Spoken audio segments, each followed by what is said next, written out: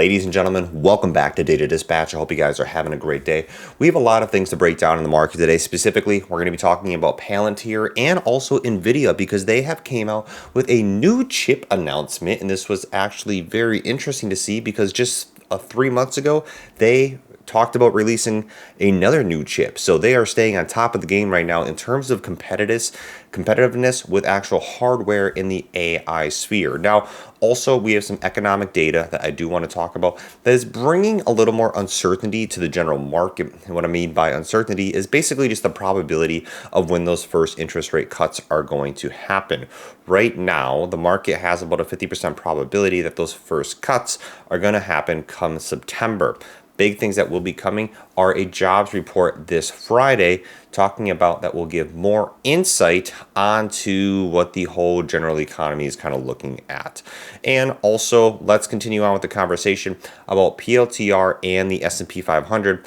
The quarterly review announcement for the S&P 500 is this Friday. We got a lot of important things to talk about. If you are a new or returning viewer, hit that like button, subscribe for daily videos, and of course, I'm not a financial advisor. I'm collecting all the data and dispatching it to you. Now, if we pop it up on the screen here, first of all, let's take a look at Palantir. Just do a quick overview and what we see of price action. A little bit of a pullback today, down about 2%, including the after hours. Right now, sitting at about 21.18. So if we pull that back here to about 21.18, Palantir, if we continue to see a pullback, especially in this wedge that's being created right here, we could see this $20 support level that could be tested again here in the near future. Now, what is very important is that this $20 level of support has really become a critical level of support. We've seen this, especially in the most recent kind of weeks for PLTR trading, in the fact that I am going to be counting on a reversal being triggered here at the 20 and definitely the testing of that support if we continue to see a pullback. We could see, of course, buying pressure too coming in. Just really depends on what's happening with trading activity. But right now, we're just seeing some sideways trading with PLTR. Now, cycle over to something happening that's slightly more exciting today is that Nvidia bounces up here to $1,150, up about 5%, including the after hours on the day. Now, this comes after their AI chip announcement. We'll be getting into that here in just a second. But also remember, June 7th is also a big day for them because they have their 10-for-1 stock split that will go into complete effect in terms of actual trading activity on June 7th. But the split will happen on June 10th, excuse me, but the split will happen on June 7th. Now, talking about one of the pieces of economic data that came out today was the decline after a weak U.S. manufacturing data raised concerns really about the strength of the economy. And this kind of led to a pullback across the market. What we saw with major indexes were basically holding steady.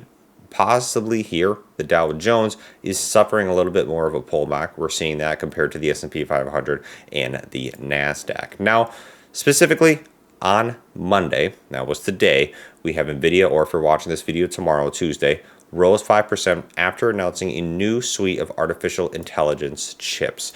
And these chips right here, like I said, came out months after the latest launch as the market competition really does begin to heat up. So let's get into this here, and specifically, what kind of chips are we talking about? Now, they announced a new AI chip architecture here dubbed Rubin. That is kind of the name for it. And Rubin comes just months after the March announcement of the upcoming Blackwell model, which is still in production and also still expected to ship here later in 2024. So we have Blackwell that is definitely coming in 2024, and Rubin that is the next chip that they are going to be working on. Now, Nvidia, one of the big things that they have done is that they have pledged to release a new AI chip on a 1-year rhythm, basically saying they're going to create a new and the newest and greatest AI chip every single year compared to the previous operating type of system on a 2-year timeline update for chips. So they are cranking up the gears, doubling basically the speed that they are developing into these new innovative technologies and cranking out chips once per year. Now, AMD and Intel, other large companies, are working to compete with Nvidia. These are two competitors that are really working to catch up. And what was interesting here is that Nvidia CEO, he announced this new Rubin chip right ahead of the Computex Tech Conference here. So in front of a big conference, he's taking the world by storm, kind of taking the headlines right here with this announcement. And specifically, one of the big things that we're seeing here is that Nvidia's new AI chip is going to be sitting on a new type of platform here called HBM4, which is the next iteration of these high bandwidth memories that's grown into this bottleneck for production. Let's talk about PLTR now, and especially here, remember we talked about this, that the S&P 500, the quarterly review, is going to be happening June 7th, 2024, with the announcement date for rebalance at June 21st. Now, Arnie had posted this on Twitter, another PLTR content creator, and we've talked about the probability and really what this means for Palantir. And I think in the long run, and specifically looking here, not a ton of things are going to change if it's not included in the S&P 500. And I really wouldn't bet a ton of eggs in the basket thinking that this is going to definitely happen. Right now, a lot of investors are in agreement with my opinion, saying that they don't think it's going to happen this quarter. That Palantir is already over the metrics. They've met the criteria. They were actually first eligible in the Q3 of 2023. So this could happen at any time. Remember, when stocks do get included into the S&P 500, the board has to choose which stocks are going to come out because there's only 500 within that index. So that can also be a big decision factor for the actual review board. But important to see here, if it does get included into the S&P 500 for any reason, I think we could see some momentum that comes in. And also what we've seen historically is about a 5 to 7% increase in terms of valuation with the actual stock just being in this index, and you kind of have the general buying pressure of all the funds that do track a big index like the S&P 500. In terms of trading today, down about 2.4%, like I said. Weighing in here, what we're seeing is some insider activity starting to pick up here, especially with sales.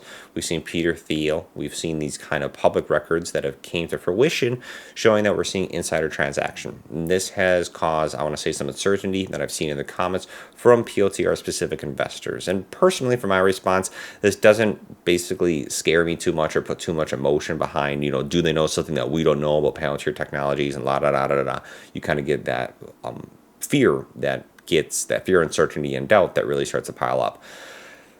Insiders sell stocks for a variety of reasons, and with whatever stocks you're going to be following, you're always going to see insider activity, and it's going to be picking up. It'll come up in waves and it'll go down in waves. So it's not something that I really harbor or fray on for a long period of time. So it's not something that really bothers me personally, as I'm looking more just to the developments, like I said, new things that Palantir is coming out with in sharing that information with you.